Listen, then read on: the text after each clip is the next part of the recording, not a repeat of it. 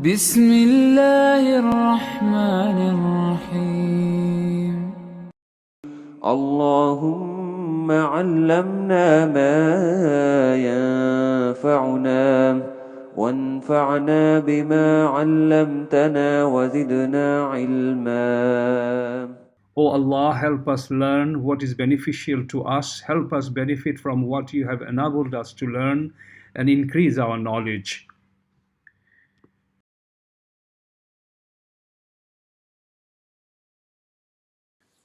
Assalamu alaikum wa rahmatullahi wa barakatuh.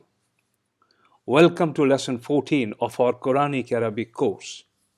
Alhamdulillah, in lesson 13, we have covered the genders in noun or ism and learnt about masculine and feminine nouns.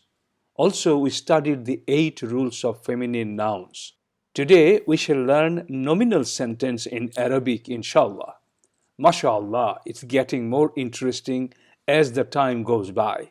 In this lesson, we shall learn about nominal sentence, its components, and its related grammatical rules. Let's start. أعوذ بالله من الشيطان الرجيم. بسم الله الرحمن الرحيم. Nominal sentence. Al-Jumlatul Ismia. There are total 9 rules of nominal sentence. Number 1 rule is, nominal sentence generally consists of 2 nouns. In a simple sentence, there will be 2 single nouns in a nominal sentence. Number 2, the first noun is always a definite noun, and it's also called marifa noun. Number 3, the second noun is generally an indefinite noun. It means it's going to be nakira noun. Number 4, the i'rab of both nouns is generally damma or dammatain. Number 5, the first noun is the subject and it's called Mubtada in Arabic. Number 6, the second noun is the predicate and it's called Khabar in Arabic. Number 7, the predicate generally agrees with the subject in the number and gender.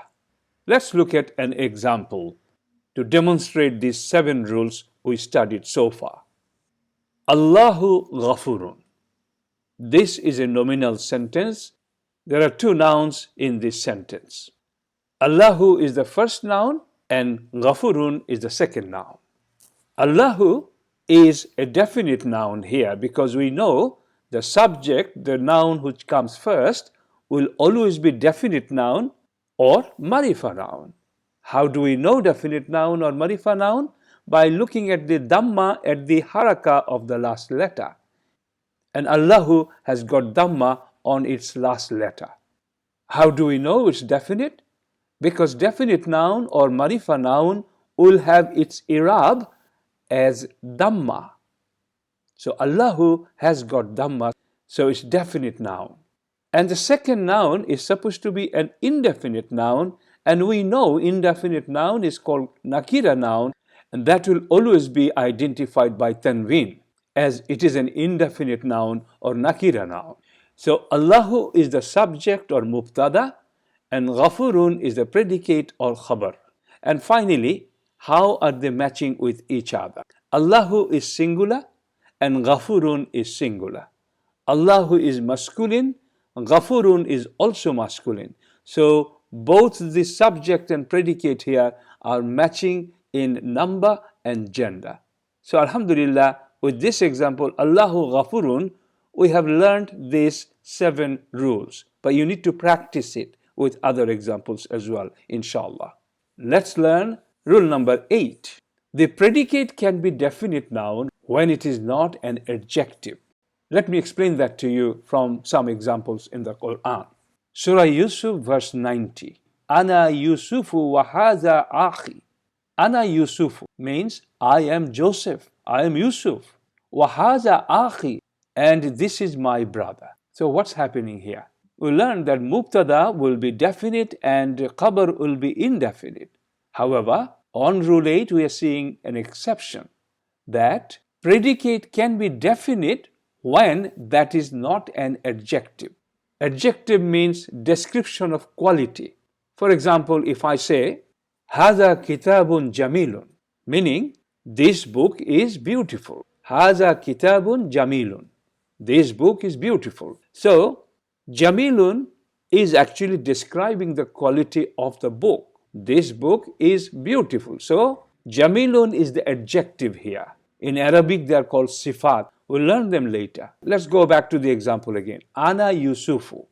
Here, Yusufu is in marfu state. Yusufu is looking like definite noun.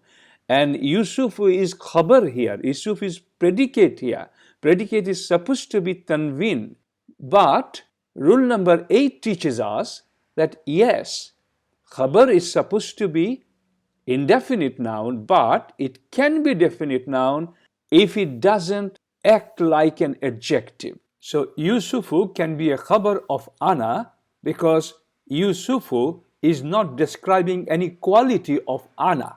So this is first example of rule number 8, that predicate can be a definite noun when it is not an adjective. Next example, Surah Ikhlas, verse 1. Qul huwallahu ahad. Let's just look at huwallahu. Huwa is subject and mubtada. Allahu is predicate or khabar. Let's see the rules we have learned so far applies to that. Here, huwa is a pronoun and all pronouns are definite noun, and we'll learn this in the next chapter. So huwa is definite noun and its subject or mubtada. But Allahu is the predicate and khabar. Khabar normally is indefinite noun or nakira noun with tanween. But here Allahu has got single dhamma and it is a definite noun as well. However, according to rule number 8, predicate can be indefinite noun as long as it is not an adjective, as long as it's not describing the quality of something. So I hope you understood that. Alhamdulillah. Rule number 9. In a sentence that has a predicate as a definite noun, a detached pronoun is placed between the subject and the predicate. Example of detached pronoun is huwa, huma, hum, hiya, huma, hunna. We shall learn this later.